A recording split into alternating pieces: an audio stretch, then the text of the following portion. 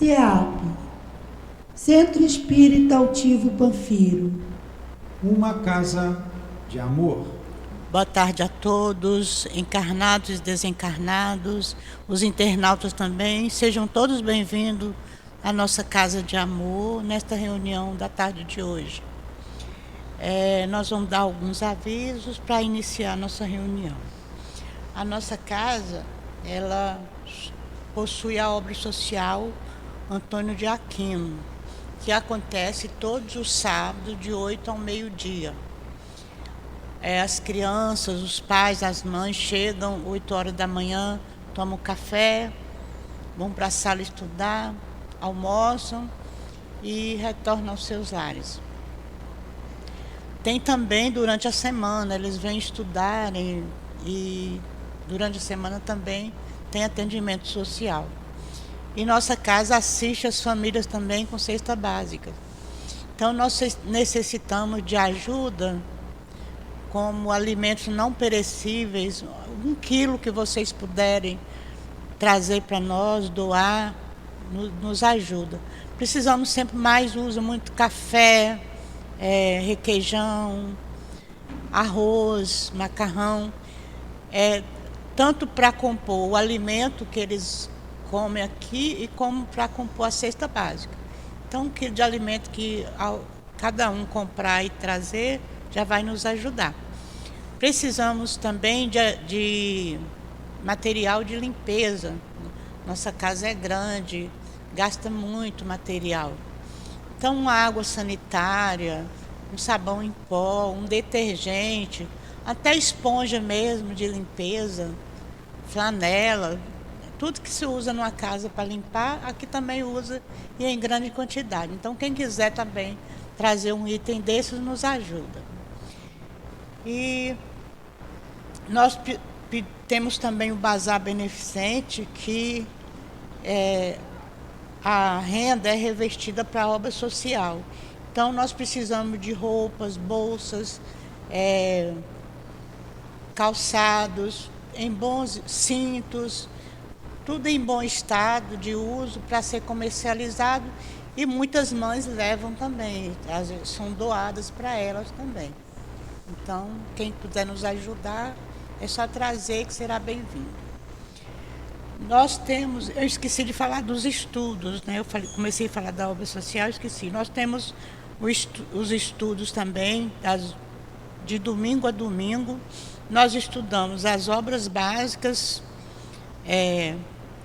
estudos das obras de André Luiz, de Dona Ivone Pereira, de Leon Denis. E os estudos das obras básicas acontecem todos os dias na semana, em vários horários, exceto na quarta-feira, que nós temos a reunião pública, de manhã, à tarde e à noite. E nós vamos iniciar mais um curso agora do Livro dos Espíritos, no sábado, dia 3, vai iniciar dia 3/6, de 8h30 às 9h30. Para aqueles que não podem vir à noite, vir em outro dia da semana ou em outro horário, a casa está oferecendo esse estudo que vai iniciar no dia 3/6, de 8h30 às 9h30. Então, quem quiser estudar conosco, é só chegar, procurar a direção da casa aí vai fazer o estudo. Nós temos o atendimento fraterno no final da reunião. Quem quiser atendimento fraterno, é só aguardar sentado, que alguém, o presidente da casa ou alguém competente vai fazer esse atendimento. Nós pedimos que desliguem os celulares para não atrapalhar na hora da reunião.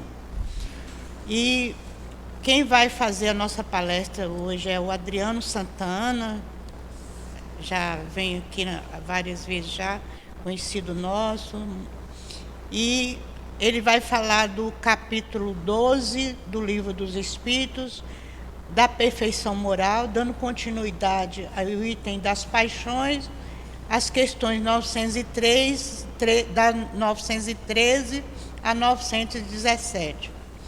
Quem vai nos falar sobre o Evangelho na sustentação, na hora do passe, é a nossa Maiara. Ela vai falar do capítulo 15, o itens 6 e 7 do Evangelho segundo o Espiritismo. Nós vamos ler o item 6 para dar início à nossa reunião, fazer a nossa prece.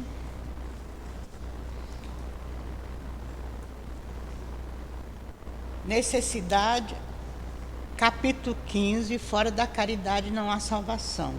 Necessidade da caridade segundo Paulo, item 6.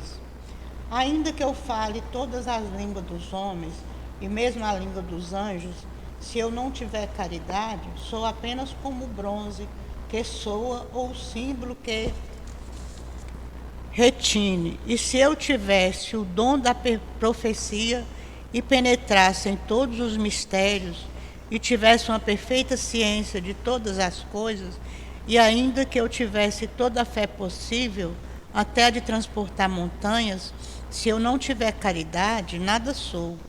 E quando eu houvesse distribuído os meus bens para alimentar os pobres, entregando o meu corpo para ser queimado, se não tiver caridade, isso de nada me servirá. A caridade é paciente, eterna e beneficente. A caridade não é invejosa, não é temerária, nem precipitada. Não se enche de orgulho, não é desdenhosa, não procura seus próprios interesses, não se vangloria nem se irrita com nada, não faz más suposições, não se alegra com as injustiças, mas sim com a verdade. Ela tudo suporta, tudo crê, tudo espera e tudo sofre. Agora, essas 3 virtudes, a fé, a esperança e a caridade, permanecem, mas entre elas a principal é a caridade. Paulo, primeira epístola aos Coríntios, capítulo 13, versículo 1, 7 e 13. Vamos então procurar pensar em Jesus agora. Senhor Jesus, Mestre querido, Mestre amado, eis que é chegado o momento, Senhor, do início da nossa reunião. E nós te rogamos, Senhor, a tua proteção, a tua ajuda para todos nós que aqui estamos. Envolve-nos no teu amor e ajuda-nos.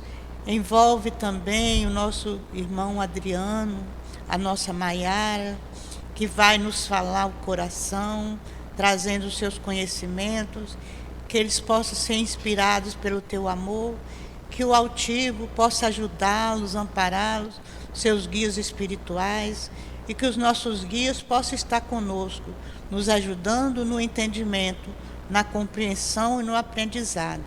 E que esse aprendizado, Senhor, sirva para o nosso crescimento espiritual. Por isso te pedimos, abençoa a nossa reunião. Que seja em nome de Deus, em teu nome, Jesus, em nome do altivo e dos diretores espirituais da nossa casa de amor, que possamos dar por iniciado a nossa reunião da tarde de hoje. Que assim seja, graças a Deus.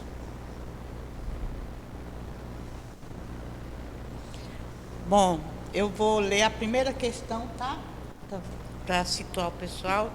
É o Livro dos Espíritos, como eu já falei, da perfeição moral, continuação das paixões, a questão 913. Dentre os vícios, qual é o que se pode considerar como radical? Já o temos dito muitas vezes, é o egoísmo, daí deriva todo o mal.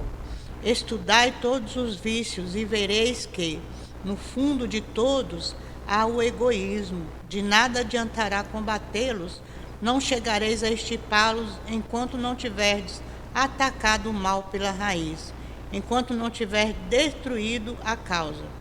Que todos os vossos esforços tendam, portanto, para este objetivo, pois aí está a verdadeira chaga da sociedade.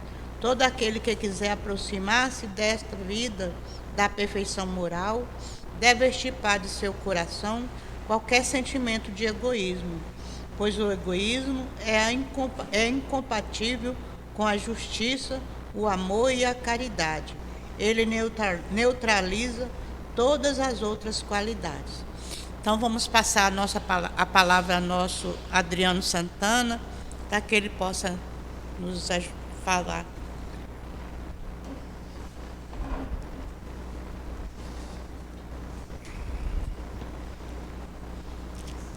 Meus irmãos e minhas irmãs, muitíssimo boa tarde.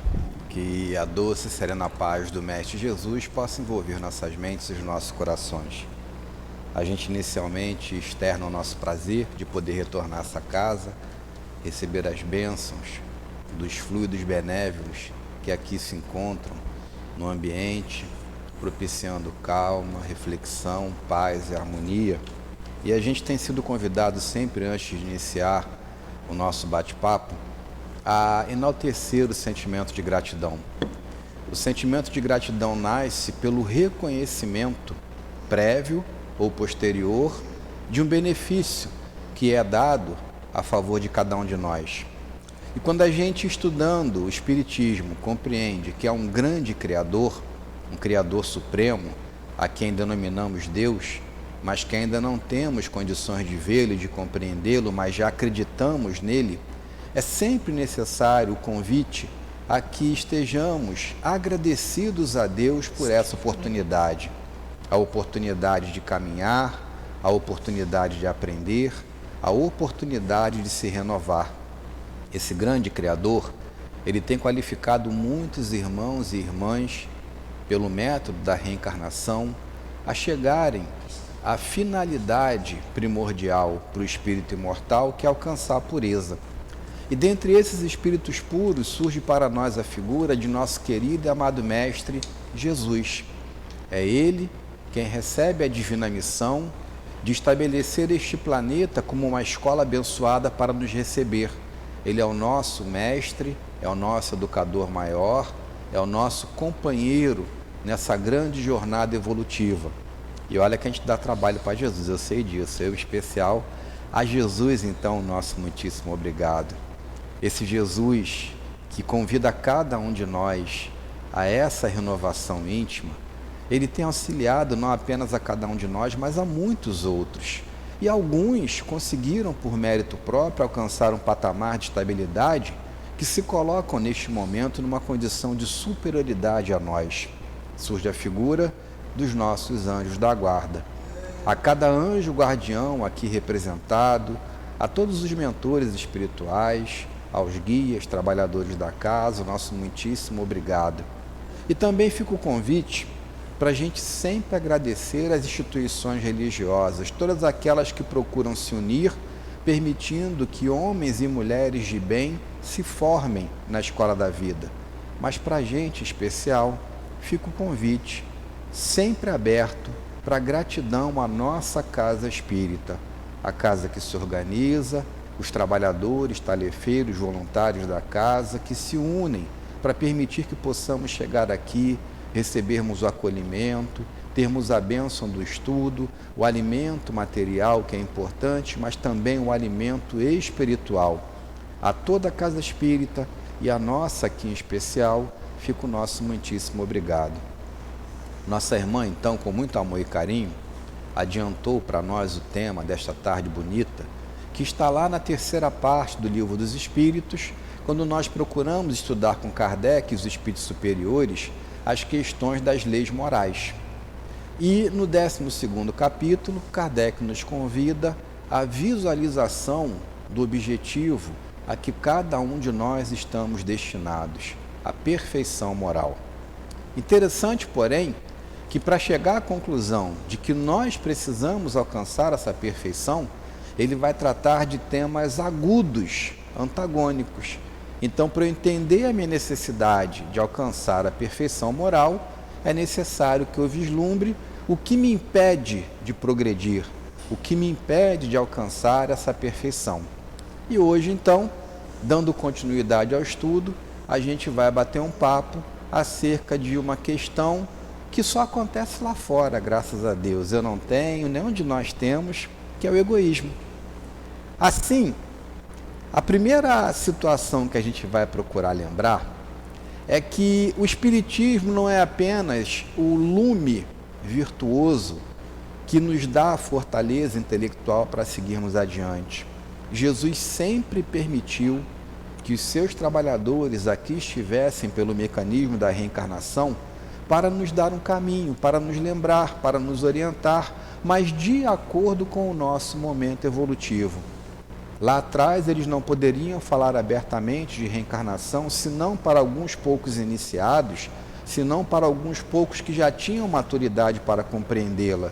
E dentro dessa dinâmica, estabeleciam por intermédio de histórias, de parábolas, uma orientação genérica para que nós pudéssemos aos poucos compreender, decodificar, entender profundamente, se possível até praticar, porque esse é o convite.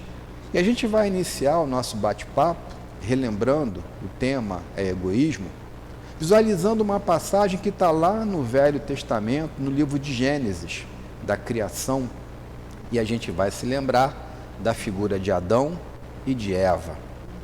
Expulsos do paraíso, caminharam e encontraram uma outra localidade onde se estabeleceram. E lá no capítulo 4, a partir dos versículos 3 e 4, se não nos falha a memória, nós vamos visualizar a formação da família de Adão e Eva. Narra o homem do Velho Testamento que, tendo Adão conhecido a Eva, eles tiveram 2 filhos. O primeiro deles chamou-se Caim e o segundo foi batizado com o nome de Abel. Eram meninos virtuosos, cresceram trabalhadores. O primeiro, então, foi trabalhar na horta, no pomar, cultivando a terra. E o segundo foi trabalhar especificamente com as cabras, virou um pequeno e humilde pastor. Em determinado momento, tanto Caim quanto Abel, visualizando o progresso que tinham estabelecido no campo do trabalho, resolveram dar uma oferta a Deus.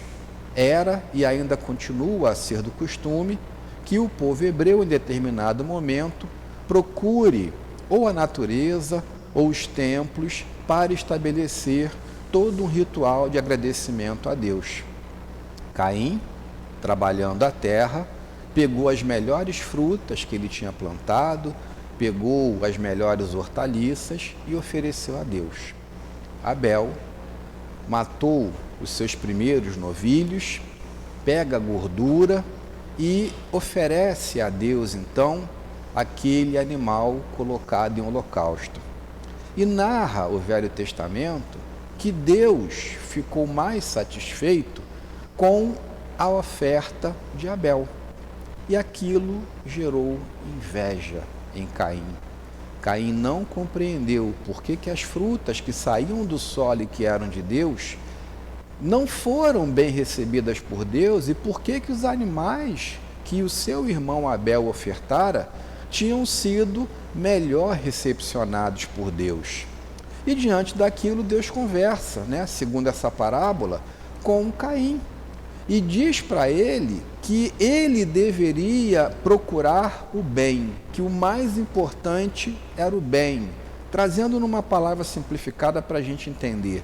Deus não se liga a nenhum tipo de oferta porque ele é um ser imaterial, ele não é espírito nem a matéria, ele é o criador de tudo e de todos. E, portanto, ele não precisa das oferendas que porventura venhamos a dar, é uma necessidade primária nossa e que precisamos respeitar cada um no seu processo evolutivo. Dentro dessa dinâmica, ele convida Caim a trabalhar o bem, porque ele sabia que Caim estava balançado e que Caim poderia escolher pelo seu livre-arbítrio um caminho de muita dor e de muito sofrimento. Caim não escuta Deus e, movido pelo seu orgulho, movido pela sua inveja, ele então trama em determinado momento sair com Abel, convida Abel para o campo e no campo, diz a Bíblia, ele mata o seu irmão. Para alguns seria a interpretação do primeiro assassinato ocorrido aqui na Terra. Na realidade, uma figura de linguagem. Na realidade, é uma história para demonstrar que os seres humanos que aqui nos encontramos, ainda aprisionados à base da escala de progresso espírita, espíritos imperfeitos, trazemos em nós o aprendizado no campo do apego à matéria. E esse apego à matéria naturalmente vai fazer com que nós passemos por orgulho e por egoísmo. Caim fica desequilibrado porque Deus percebe a sua atitude e Deus expulsa Caim como expulsou Adão e Eva para que ele virasse um andarilho. Ele fala: Senhor, se o Senhor me expulsar, todo mundo vai querer me matar. E narra que ele recebeu uma marca de Deus a fim de que ele não fosse morto. O espírito é imortal, o espírito não morre. O que morre é o corpo físico. E pela nossa necessidade, receberemos um corpo material tantas quantas vezes sejam necessárias até que possamos chegar a essa pureza, até que não tenhamos mais a necessidade de reencarnar, até que possamos vencer e retirarmos de nós essa carga tão pesada do nosso orgulho, do nosso egoísmo, das nossas imperfeições, para darmos mais ênfase ao espírito imortal que somos cada um de nós. Então isso não foi uma condenação ad eternum, foi uma figura de linguagem para entender que ele seria responsabilizado pelas suas faltas no campo do seu orgulho, da sua inveja, do seu egoísmo, mas que ele teria tantas quantas oportunidades fossem necessárias, porque ele era imortal, para que ele pudesse então resgatar as suas dificuldades e seguir adiante. Pois bem, visualizando essa figura e entendendo que desde o Velho Testamento há a indicação de quem somos nós, vindos de capela ou sendo espíritos primitivos do planeta, estando em comunhão com aqueles mais avançados a nível intelectual, mas ainda carecedores de moralidade, ou aprendendo na base do processo evolutivo que o nosso planeta permite, para aqueles de nós que iniciamos a nossa trajetória desde o mundo primitivo aqui e que aprendemos com esses seres mais elevados que foram degradados para cá, fica sempre o convite a perceber a dinâmica de quem somos nós. A 919 vai nos convidar, por intermédio de Santo Agostinho, a uma íntima reflexão, ao autoconhecimento, a verificar quem sou eu, quais são as dificuldades que ainda carrego comigo e o que eu preciso então começar a fazer diuturnamente para diminuir a intensidade da marca de paralisação que essas imperfeições que eu carrego ainda trazem no cunho da minha busca pela vitória íntima. A vitória não é externa, a vitória não é contra o mundo, a vitória não é contra vocês, a vitória sou eu comigo mesmo. Eu devo aprender a vencer as minhas imperfeições, eu devo aprender a vencer as minhas dificuldades. Então os espíritos vão afirmar para Allan Kardec e para nós que a nossa maior dificuldade, que a raiz das nossas imperfeições está no nosso egoísmo. Vem do ego, vem do eu. Sou eu sempre pensando em mim, sou eu sempre querendo me beneficiar, e se eu apenas penso em mim, toda e qualquer outra dificuldade não me diz respeito. O que me interessa é o meu bem-estar, o que me interessa é o meu prazer, o que me interessa é a minha vitória, mesmo que muitas vezes, para que eu saia vitorioso, segundo a minha concepção, eu preciso passar por cima de pessoas, às vezes pessoas até amadas e queridas, e que vão ficar muito magoadas comigo. O dicionário, peguei no dicionário online aqui de Oxford, ele vai trazer o seguinte conceito para a gente de egoísmo: amor exagerado aos próprios interesses a despeito dos de outrem. Exclusivismo que leva uma pessoa a se tornar como referência a tudo. Trata-se de orgulho, trata-se de presunção. Pois bem, se a gente se entende e começa a compreender que todos os vícios que carregamos são frutos do meu egoísmo, e isso é simples de compreender. Se eu matei alguém, eu matei alguém porque aquela pessoa estava me impedindo de alguma forma de alcançar um objetivo e eu preferi, ao invés de dialogar, retirar aquele empecilho da minha caminhada. Eu estou sempre pensando em quem? Em mim, no meu benefício, mesmo que de forma ilícita. Toda e qualquer situação que eu possa vislumbrar em mim, eu sou um ser muito sensual, eu sou um ser muito apegado à matéria. Eu estou buscando sempre prazer, eu estou buscando sempre a satisfação, não entendendo ainda que é uma satisfação transitória nas coisas do mundo material que são perecíveis. Então tudo vai ser frutificação do egoísmo que eu ainda trago em mim. Mas espera aí. Allan Kardec, antes disso, lá na questão 100 e nas seguintes, ele vem trabalhar com o plano espiritual um modelo de identificação do espírito imortal dentro da sua trajetória evolutiva. É o que nós conhecemos como a chamada escala espírita. Lá na questão 100 especificamente, Kardec, nas considerações preliminares, ele vem lembrar para a gente que de uma forma genérica e não fechada, oclusiva, mas apenas a nível de exemplificação, para a gente começar a entender, porque essa escala é infinita no campo do progresso, mas é necessário que nós tenhamos parâmetros iniciais para compreendermos. Ele vem trazer para a gente uma base de crescimento no campo de 3 grandes categorias. Na base, no início dessa escala, os espíritos imperfeitos. E segundo Kardec, o que vai classificar um espírito imperfeito? Supremacia da matéria sobre o espírito. Propensão para o mal.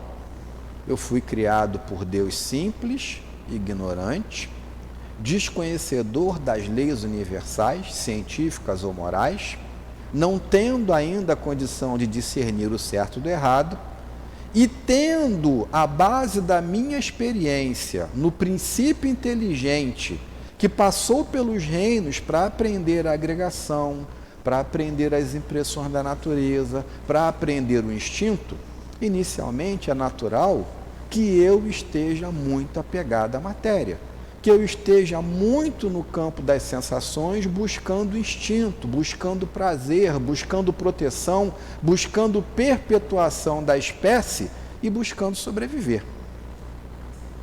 Então, esse apego à matéria dos espíritos imperfeitos é um apego natural de quem está iniciando o seu aprendizado.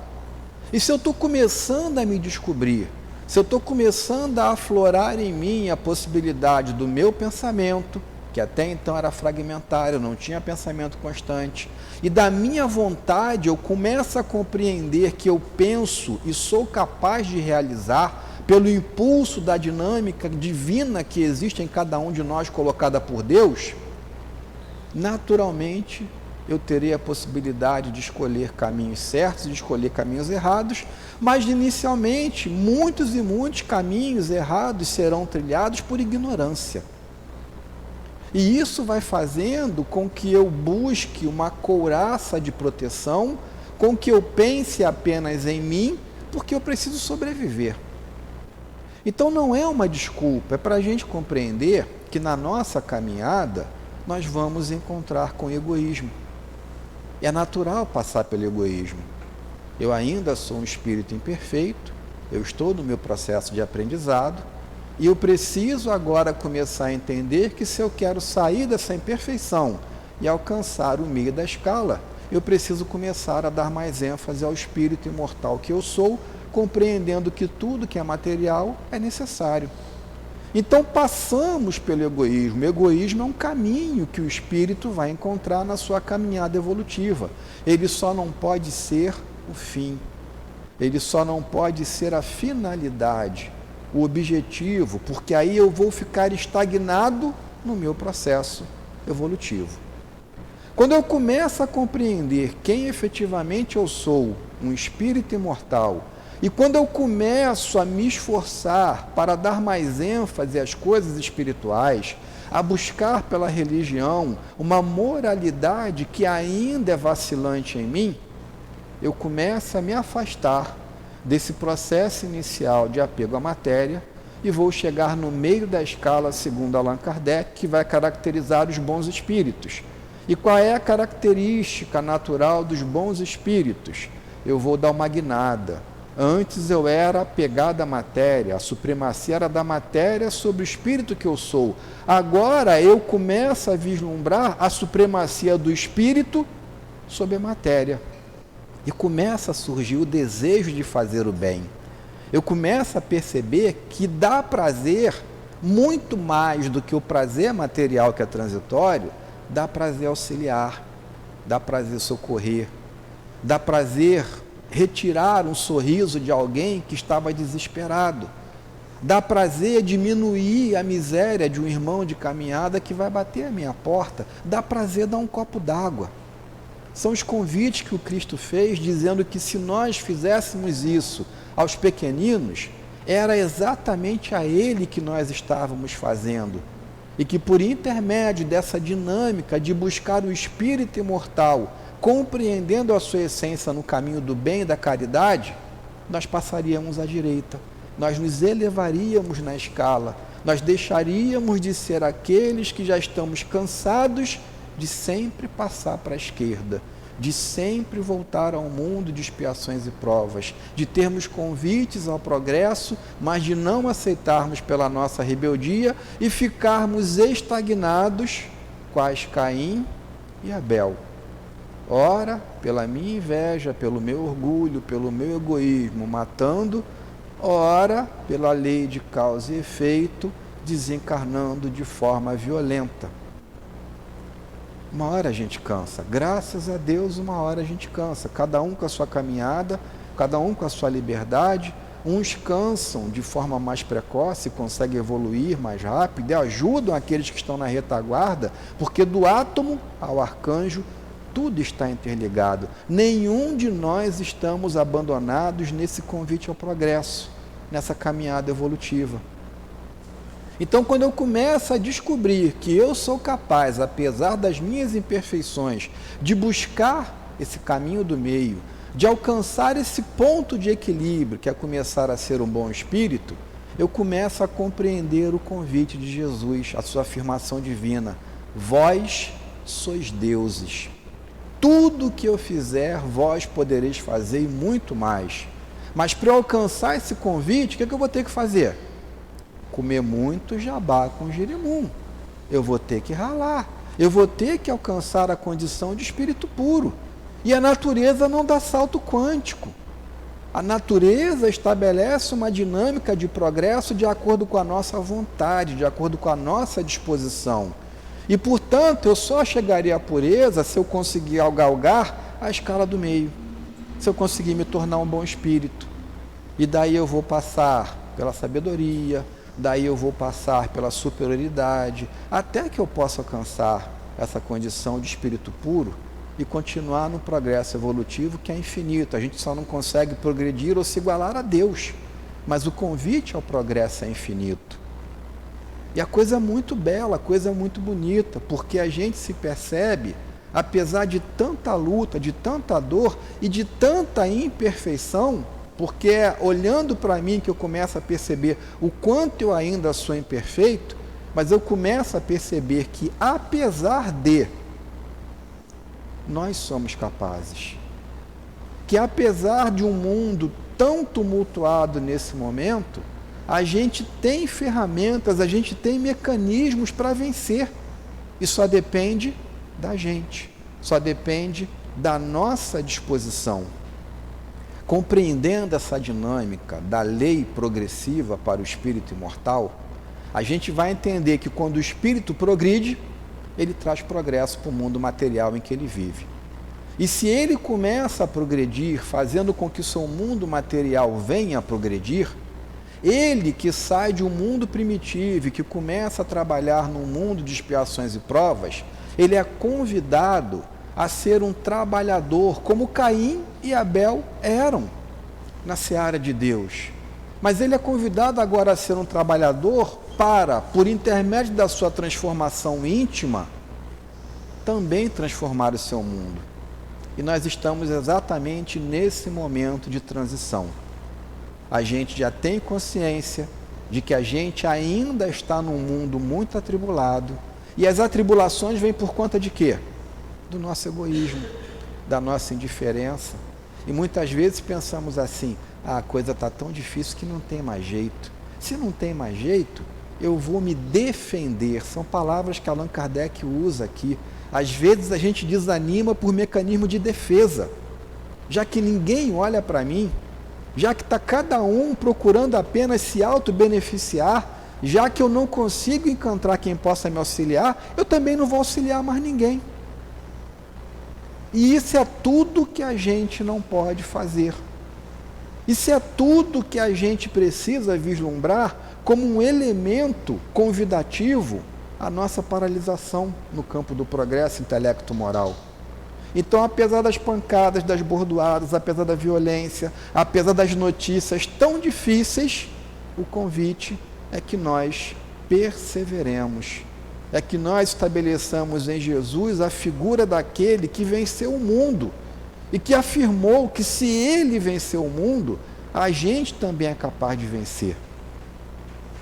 Por que é que a gente não consegue muitas vezes fazer isso? Por que é que somos ainda tão vacilantes? Kardec vai fazer essas perguntas.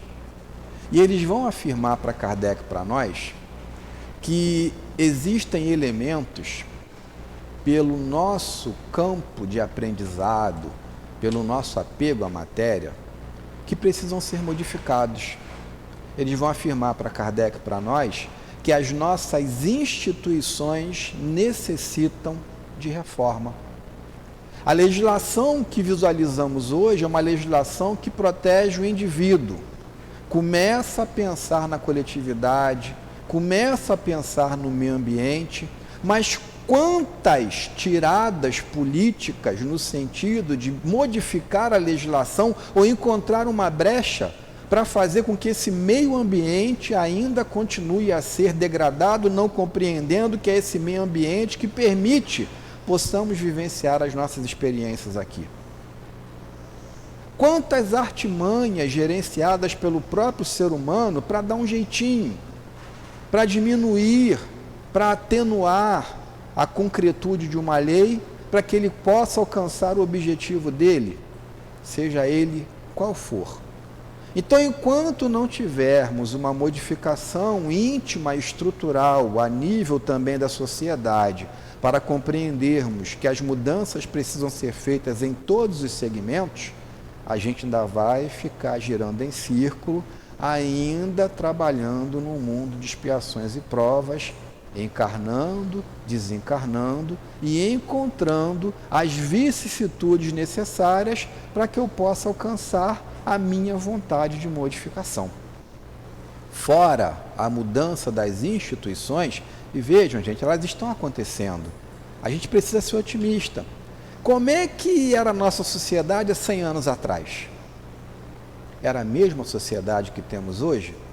Nós estamos em 2023. Vamos visualizar 1923. Como é que era em 1923? Mulher podia votar em 1923? Como era a legislação civil brasileira, para que a gente tenha um parâmetro? A legislação civil brasileira no campo da família estabelecia o chamado pátrio poder. O poder era do homem. Não compreendendo que nós somos espíritos imortais e que a experiência masculina e feminina é necessária para que todos possamos alcançar a perfeição. Opa, isso mudou. Hoje é o poder familiar que rege as relações no campo do direito da família. Não é mais o homem o chefe da cabeça. A mulher também tem igualitariamente direitos e obrigações. 1923, a mulher podia votar aqui no Brasil? Não. Ela era um ser inferior ainda pela lei, ela estava subordinada ao seu esposo. Para vender um patrimônio como um imóvel, ela precisava da outorga do marido, da anuência, da autorização, senão ela não vendia o patrimônio que era dela. Era assim que a lei, até bem pouco tempo, tratava a diferença entre homem e mulher. Vem a nossa Constituição de 1988 e estabelece a igualdade dos direitos. começa a trazer para nós uma visão dessa modificação da estrutura legal, no sentido de compreender que nós que encarnamos no sexo masculino, precisamos deixar o nosso egoísmo de lado e compreendermos que somos iguais. E se isso não acontece, eu preciso de uma mudança da sociedade, eu preciso de uma mudança das instituições, como eu vou compreender isso de forma benéfica? Eles nos apresentam o Espiritismo como um elemento renovador, como um elemento que vai permitir a cada um de nós a absorção da fé não mais cega que leva ao fanatismo, mas da fé raciocinada, da fé que vai permitir que eu possa questionar, que eu possa perguntar, isso é bonito, mas por que é assim? Não entendi. Questione tantas quantas vezes necessárias. Os espíritos superiores vão afirmar para Kardec, é melhor que nós desacreditemos 10 vezes de uma verdade do que acreditemos uma única vez numa mentira. Então, mesmo que seja verdade, se você não compreendeu, se você ainda não está maduro para absorver essa verdade, continue questionando, mas busque. Não se feche ao convite do plano espiritual. E o Espiritismo permite que a gente possa, por esses estudos, por essas reuniões públicas, estuda aqui na casa, de domingo a domingo, tem sempre uma porta aberta para o estudo, para a troca, para a renovação. Permite que a gente comece a compreender essa dinâmica e não fique preso apenas à interpretação literal de Caim e Abel como o primeiro ser que cometeu homicídio. Se já existiam muitos e se todos nós somos egoístas e somos orgulhosos, o homicídio não é de hoje. Que ele vem acontecendo e continua acontecendo, infelizmente. Cada vez com requintes de maior letalidade, porque eles vão afirmar que conforme avança a sociedade, a gente entra num nível necessário, mas perigoso. E que nível necessário e perigoso é esse? Civilização. A civilização é o marco evolutivo da sociedade humana. E quanto mais encontramos a civilização, quanto mais encontramos o progresso, a gente percebe que esse progresso, pelo nosso livre-arbítrio, permite-nos tanto pegarmos um caminho bom, como permite-nos utilizarmos a tecnologia para fazermos o mal. Então aquilo que eu assassinava lá atrás com uma faca, com uma lança, na época de Caim e de Abel, agora eu estou assassinando de forma massiva. Porque eu tenho instrumentos para a mesma idealização do assassinato, só que de forma coletiva. Eu poderia estar pegando todo esse conhecimento, utilizando a energia atômica para criar aparelhos cada vez melhores para salvar vidas. Nós temos ressonância magnética, nós temos tomografia computadorizada, nós temos PET scan, tudo isso mexe com energia atômica. O conhecimento é o mesmo. O que o homem vai fazer desse conhecimento? Mas aí eles vão afirmar, calma, a civilização é necessária. E mesmo que pelo conhecimento tecnológico obtido pelo homem nós tomemos um caminho de dor e de sofrimento, eles vão utilizar aquilo que o egoísmo produz para fazer com que alcancemos, infelizmente, um mal generalizado. E aí eles vão afirmar para Kardec, para nós, muitas vezes, infelizmente, é necessário que o mal chegue ao excesso. E o que é o mal? Eles vão afirmar para Kardec aqui, tudo que é produzido pelo nosso egoísmo. Todos os frutos do nosso egoísmo levam ao desequilíbrio que vão levar ao mal. Então é fácil a gente compreender. Enquanto a violência estava circunscrita a uma determinada comunidade, não era problema meu. A minha cidade era uma cidade calma, o meu bairro era um bairro tranquilo, isso é problema dos outros. Mas a partir do momento que essa tecnologia, forjada pela nossa civilização, ela se expande e permite, por exemplo, que muitos armamentos de alta letalidade cheguem às mãos cheias sem o controle, aquilo que era problema apenas de uma comunidade passa a ser problema, preocupação, gerando receio para toda a sociedade. E aí você começa a ver o ser humano preocupado, você começa a ver o ser humano que não estava preocupado com determinada comunidade, visualizar a violência batendo na sua porta, você visualiza a tecnologia permitindo que esses crimes sejam filmados hoje, e você pega muitas vezes a reportagem, só vai ver crimes contundentes acontecendo um atrás do outro, e aí você fala, meu Deus, pelo amor de Deus, misericórdia, eu não estou aguentando mais. E aí você vai ser um daqueles que vai se unir clamando pela paz. Movimentos pela paz começam a surgir no mundo inteiro. Seres humanos, mais do que clamando a paz, abrindo ONGs, criando processos de conscientização da humanidade, de que a gente não deve mais vencer pela violência, mas de que é necessário que a diplomacia vença a nossa letalidade. É necessário que nos visualizemos como irmãos de caminhada, cada um com a sua cultura, cada um com a sua destinação de acordo com o seu planejamento reencarnatório. Eles vão afirmar que as nações não vão se unir, as nações vão manter as suas identidades. Só que quando a gente, intimamente, pelo processo de autoconhecimento, começar a se identificar como espírito imortal e compreender que todos nós, criados por Deus, simples e ignorantes, temos a mesma destinação sublime, apesar de mantermos a dinâmica da soberania dos estados, a gente vai ter livre acesso como irmãos. A gente não vai se achar melhor do que o outro. A gente vai vencer o racismo. Gente, em pleno século XXI, é necessário que um jogador de futebol seja vítima de racismo para que aquela situação seja colocada e exposta para toda a humanidade. Se eu começo a me compreender como espírito imortal, eu entendo que a minha necessidade reencarnatória vai me levar a nascer num sexo masculino ou feminino em determinado momento.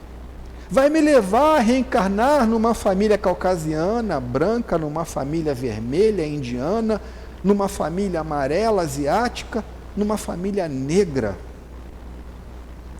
E a coisa é tão bonita que o branco, ainda preconceituoso na hora que precisa, ele vai receber um órgão de um doador negro sem saber.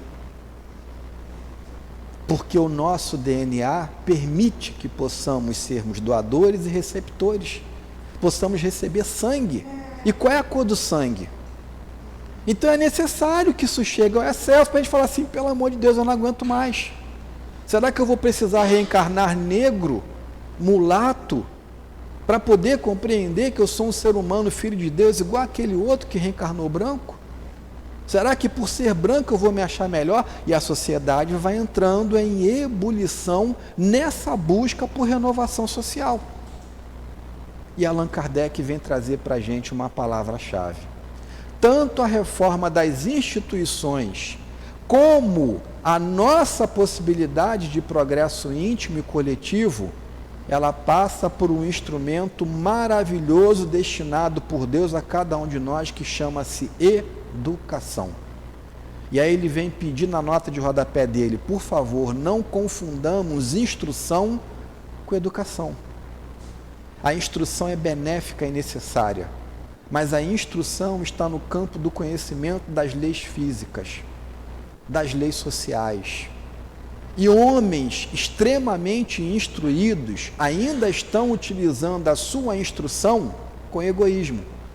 Estão apenas observando pela sua instrução a possibilidade de se dar bem em cima de alguém. Mais do que a instrução, Allan Kardec vem trazer a educação como a repetição de bons hábitos, como a arte de formar novos e valiosos caracteres ou novas características. E isso abre uma oportunidade maravilhosa para a gente compreender. O bom educador não é aquele cheio de títulos, mas o bom educador é aquele que observa o seu pupilo, identificando nele possíveis defeitos e dificuldades e o alerta desde a tenra idade. O que eu quero dizer com isso? Uma mãe analfabeta pode ser uma excelente educadora do seu filho. Em contato com ele, vai visualizar os seus defeitos e vai começar a ensinar para ele: eu não tenho instrução, mas você tem que dar bom dia às pessoas. Eu não tenho instrução, mas isso aqui não é nosso e você não pode pegar, porque não é teu. Nunca pegue aquilo que não é teu. Eu não tenho instrução, mas se eu puder te ajudar para que você tenha, de forma honesta, trabalhando, lavando roupa, passando roupa, eu vou ralar para que você tenha. Essa mãe analfabeta, e temos muitos e muitos exemplos aí. Me emociono porque eu lembro da minha avó. Minha avó veio de uma família de escravos em Campos, e o senhor fazendeiro se apaixonou pela mãe dela, que ainda era uma escrava. E teve muitos filhos com ela, e enquanto ele estava vivo, todos os filhos e filhas eram tratados muito bem, mas ele desencarnou. E quando ele desencarnou, a família dele de brancos não aceitou aquela situação. Ele deu o nome dele a todos os seus filhos, mesmo com aquela mulher que ele se apaixonou, negra, escrava ainda, ou descendente de escravas.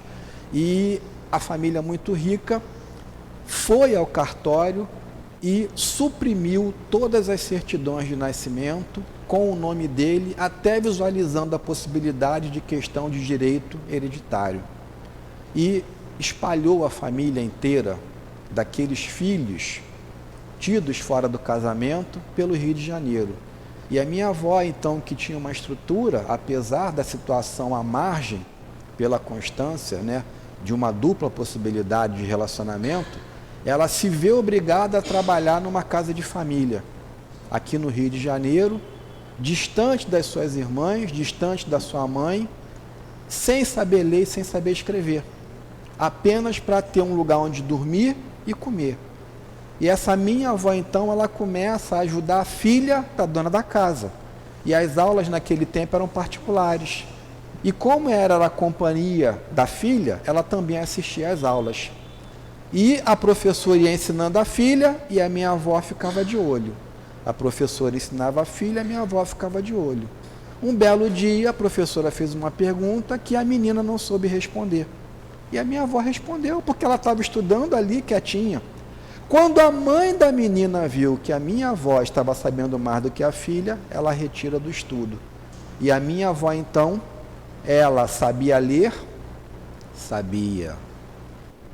de tudo, mas não sabia escrever, só assinava o nome dela. E ela fez com que todas as suas filhas estudassem.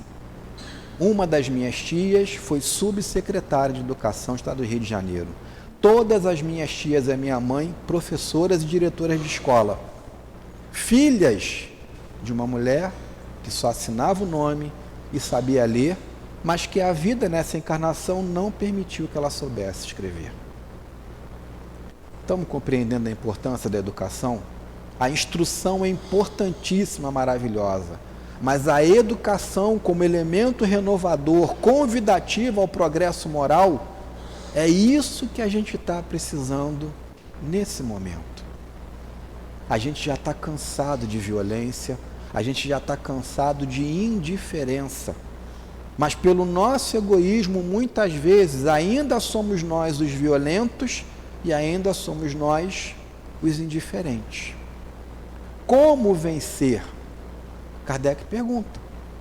Já que é tão difícil, está tão enraizado, e eles vão afirmar para Kardec, Kardec, só tem uma solução, cortar o mal pela raiz.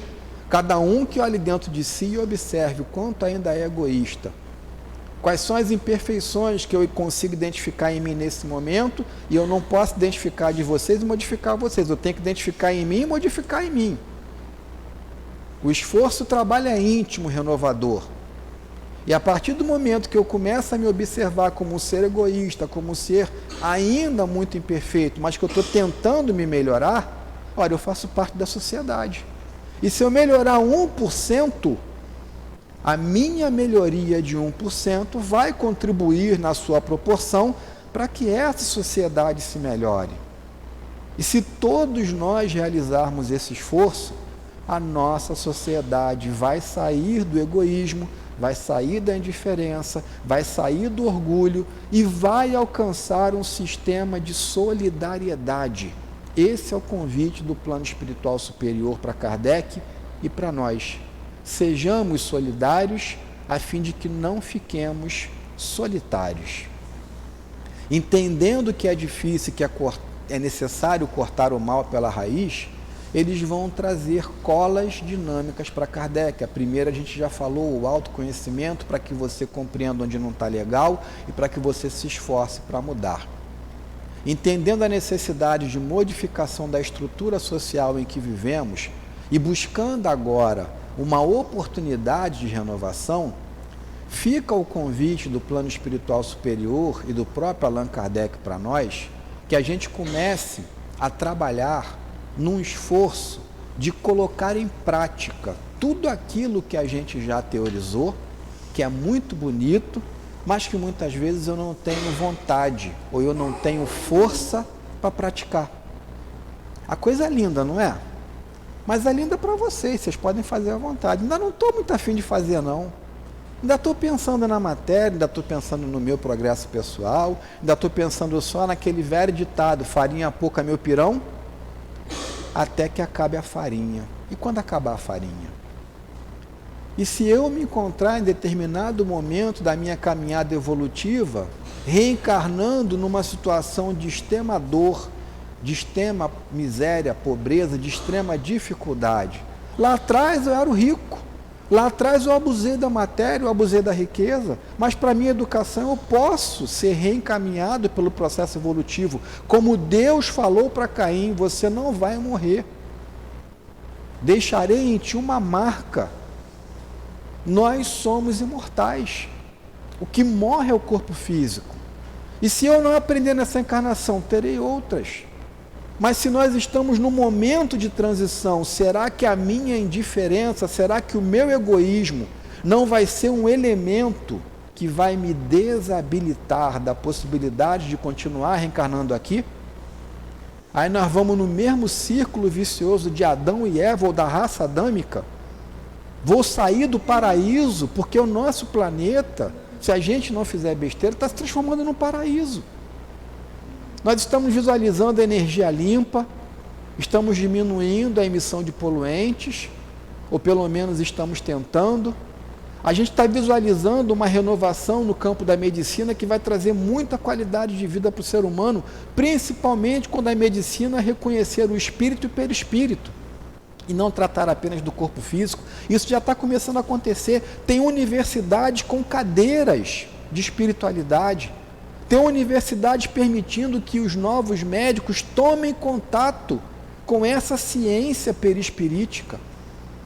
Isso vai renovar muito a nossa sociedade. Depende de nós. E aí, quando a gente vislumbra a anestesia, o antibiótico, quando a gente vislumbra a prótese dentária, as próteses que podem fazer com que mesmo perdendo um membro eu continue a ter mobilidade sem uma dependência maior, quanta coisa boa está sendo produzida pelo ser humano, apesar do nosso egoísmo. E aí, quando eu começo a me acostumar com o ar-condicionado, com a energia elétrica, na hora que eu desencarnar, pode ser que eu escute do meu mentor, Adriano, sinto muito, mas te demos tantas oportunidades e você não soube aproveitar. O nosso planeta agora, ele está destinado à regeneração e você não se regenerou nesse momento. E aí eu vou falar como Caim falou para Deus, mas vou ficar igual um andarilho aí? E o meu mentor vai falar, não. Vou te destinar um ambiente adequado ao teu progresso. Você vai reencarnar ou num mundo primitivo para ajudar quem está lá, iniciando a sua jornada, ou no mundo de expiações e provas, que é o mundo que você está acostumado. Leve o teu conhecimento, leve a moralidade que você conquistou e ajude os irmãos de lá. E se você fizer o dever de casa, você até vai poder voltar para a Terra. E quando você voltar, você já vai ver uma terra regenerada, bonita, uma terra solidária, uma terra co-irmã, uma terra sem preconceito, uma terra onde as pessoas estão praticando aquilo que até então nós teorizamos, nos apaixonamos, mas não tivemos vontade de colocar em prática. E para a gente ir se encaminhando para o final do nosso bate-papo, que é muito importante, a gente muitas vezes se esquece de que a prática desses ensinamentos ela tem locais específicos maravilhosos. E para nós, a casa espírita é esse local maravilhoso que, mais do que a teoria, vai me permitir a prática. Sou eu que, final de semana, gosto de comprar um pastel, gosto de comprar um açaí, sentar com a minha família. Ontem eu saí da casa espírita lá em Nova Iguaçu, aí passei lá pela pastelaria, comprei um monte de pastel, comprei 2 litros de açaí, Aí a gente faz aquela mesa bonita, bate um papo, come um pastelzinho, um açaí de sobremesa, beleza. Mas será que eu não posso deixar de gastar o que eu gasto num dia com pastel e açaí para ajudar alguém que está passando dificuldade? Será que para mim é tanto dinheiro assim? Será que para mim vai ser tão difícil abrir de um dia do pastel com açaí? Um exemplo simples para a gente entender e converter aquele dinheiro que seria e é lícito eu ter esse benefício com a minha família, sentar, bater papo. Qual é o homem, a mulher que não se sentem bem, tendo a sua mesa ali à disposição, um alimento legal, a família unida à mesa? Mas será que um dia do que eu gasto, um diazinho, e que eu posso converter para quem não tem arroz em casa, para quem não tem um feijão, para quem não tem a farinha pouca para fazer o pirão primeiro, será que eu não posso fazer isso? A Casa Espírita está convidando a gente. A prática de tudo aquilo que os Espíritos nos convidaram tem em cada casa espírita o seu centro atrativo de materialização do aprendizado no caminho do bem. E a gente não se dá conta do como é importante manter, preservar, se unir, para permitir que esse polo de luz continue irradiando luz e continue socorrendo, não apenas espiritualmente, porque nós ainda estamos na matéria, mas também materialmente. É a união do alimento espiritual que precisamos com o alimento material, que se eu não preciso, o outro precisa. E talvez eu não precise hoje nessa encarnação, mas será que lá na frente, nessa mesma encarnação, porque o mundo dá volta, ou será que na próxima encarnação não serei eu a precisar de auxílio? E nós nos lembramos das palavras de Jesus: afasta-te de mim, vai à minha esquerda, porque tu não me socorreste. Eu tive fome e não me deste de comer. Eu tive sede e não me deste de beber. Estive preso e não foste me visitar no presídio. Estive acamado no hospital e não foste me visitar. Já paramos para pensar que a casa espírita é um verdadeiro hospital? E que muitos de nós, eu me incluo, chegamos adoentados à casa espírita e alguém me acolheu, alguém se preocupou comigo, alguém me socorreu. E aí, quando eu começo a melhorar, eu preciso me conscientizar de que Jesus afirmou para nós: quando fizerdes a um desses pequeninos, é a mim que o fazeis. Então, se queres permanecer à direita, se queres continuar num mundo de regeneração, que não é um mundo perfeito, mas é um mundo que vai dar um descanso para a gente, dê de comer, dê de beber, visite, socorra. É a união da fé raciocinada com a nossa necessidade da prática no bem, porque é praticando o bem que eu vou começar a me perceber como espírito imortal. É praticando o bem o que classifica os bons espíritos, gente. Supremacia do espírito sobre a matéria. E tem mais uma coisa que Kardec colocou, quem lembra? Desejo de fazer o bem. Cada um fazendo o bem de acordo com a sua possibilidade. Os mais elevados fazendo o bem coletivamente, os menos elevados aprendendo a fazer o bem individualmente. Então é por isso que a gente sempre inicia convidando ao sentimento de gratidão, finalizando pela casa espírita. Porque essa é a nossa escola abençoada. Não apenas para aprendermos as coisas edificantes, não apenas para visualizarmos aqui um ambiente já antecipado da regeneração, mas para que a gente possa arregaçar a manga, ajudar na formação de uma cesta básica, se apresentar como voluntário. Ontem em nossa casa nós tivemos uma reunião muito especial, que é a reunião para os suicidas. É uma reunião que a gente não vai receber passe, é uma palestra e no final nós irradiamos a favor deles, fazemos preces, vibramos a favor dos nossos irmãos e irmãs que desencarnaram pela via do suicídio.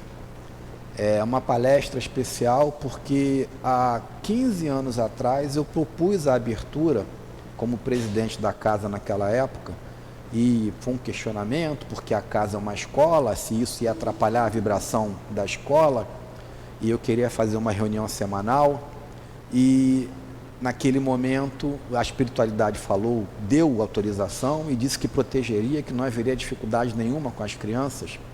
E de lá para cá a gente chegou a um consenso, né? Adriano não venceu nessa parte, não foi semanal, mas passou a ser uma reunião mensal.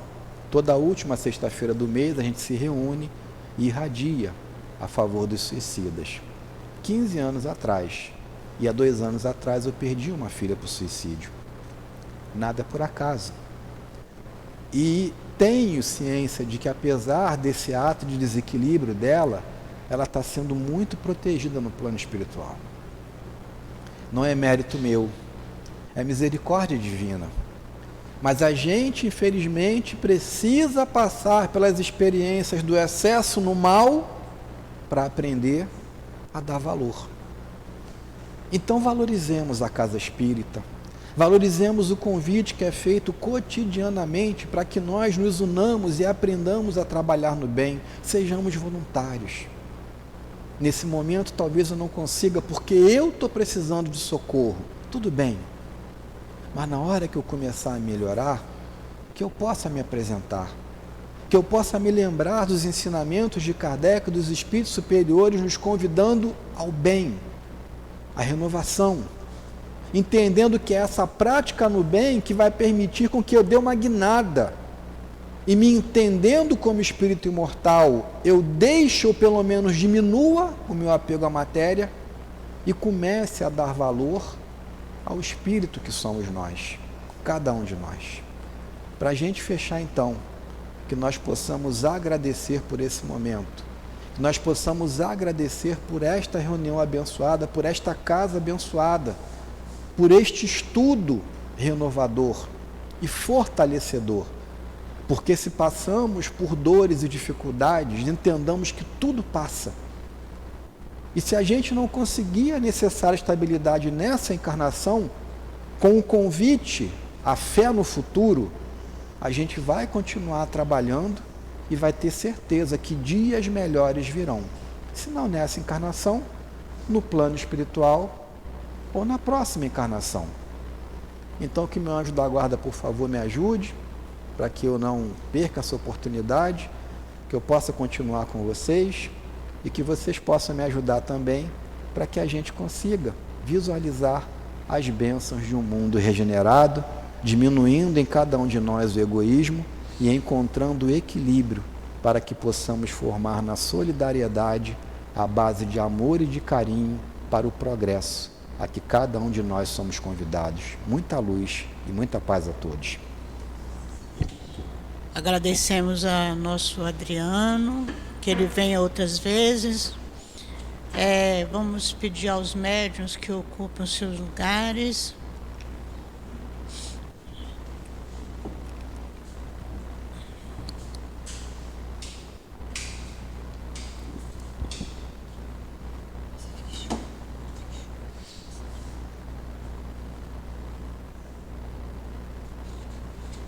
Senhor Jesus, Mestre querido, Mestre amado, é chegado o momento do passe, Senhor, e mais de uma vez pedimos a Tua ajuda, a Tua proteção para os nossos médiuns. Envolva eles e a todos nós que vamos tomar também o passe, para que possamos, Senhor, receber do Teu amor nesse instante e aproveitar bem essas energias que estamos recebendo, para caminhar, para crescer, para seguir para frente e para o alto. que seja em nome de Deus, em teu nome, Jesus, em nome dos guias espirituais, possamos dar por iniciado o nosso passe. Graças a Deus. Graças a Deus. Sem caridade, nada sou. É essa frase que a gente tira dessa carta aos Coríntios de Paulo, que mais parece uma poesia, né, de tão linda, nos convidando à prática da caridade, nos alertando o que é caridade e o que não é. E o nosso Evangelho é um norteador seguro e nos convida com muita clareza que precisamos eliminar o egoísmo, como o nosso irmão mencionou aqui no estudo, e nos diz que fora da caridade não há salvação. Na questão 886 do Livro dos Espíritos, Kardec pergunta o que seria a verdadeira caridade para Jesus. E os espíritos respondem: benevolência para com todos, né? Ou seja, fazer o bem, indulgência, não apontar o erro dos nossos irmãos, e o perdão para as ofensas, né? E Paulo nos diz aqui o que é e o que não é a caridade, quando diz: a caridade é paciente, é eterna, é beneficente, é doce. A caridade não é invejosa, não é temerária, ou seja, não afronta os perigos sem ponderá-los, não é precipitada, não se enche de orgulho, não é desdenhosa, não procura seus próprios interesses, não se vangloria, nem se irrita com nada, não faz mais suposições, não se alegra com a injustiça, mas sim com a verdade. Ela tudo suporta, tudo crê, tudo espera e tudo sofre, né? E que possamos diferenciar também a caridade material da caridade moral, porque muitas das vezes dizemos que não podemos auxiliar, fazer o bem, né, por não possuirmos o material, mas a gente sempre pode dar o ouvido, dar uma palavra, ajudar, temos a nossa obra social, e que fica o convite para todos nós à prática do bem. E terminamos com a frase do nosso patrono, Antônio de Aquino: que o amor único de Deus inspire todas as almas para o bem. Vamos novamente voltar os nossos pensamentos para Jesus. Senhor Jesus, Mestre querido, é com alegria em nossos corações que agradecemos, Senhor, por essa tarde de hoje, nesta casa de amor que nos acolhe. Agradecemos aos amigos espirituais, aos mentores da nossa casa, que com tanto carinho nos ajuda, nos protege, nos guia. Agradecemos por tudo de bom que recebemos nesta tarde de hoje. E te pedimos, Senhor, leve-nos para casa, sob a tua proteção, sob o teu amparo. Que seja em nome de Deus, em teu nome, Jesus, em nome do altivo e da coluna espirituais que dirige a nossa casa, que nós possamos dar por encerrado a nossa reunião da tarde de hoje. Graças a Deus.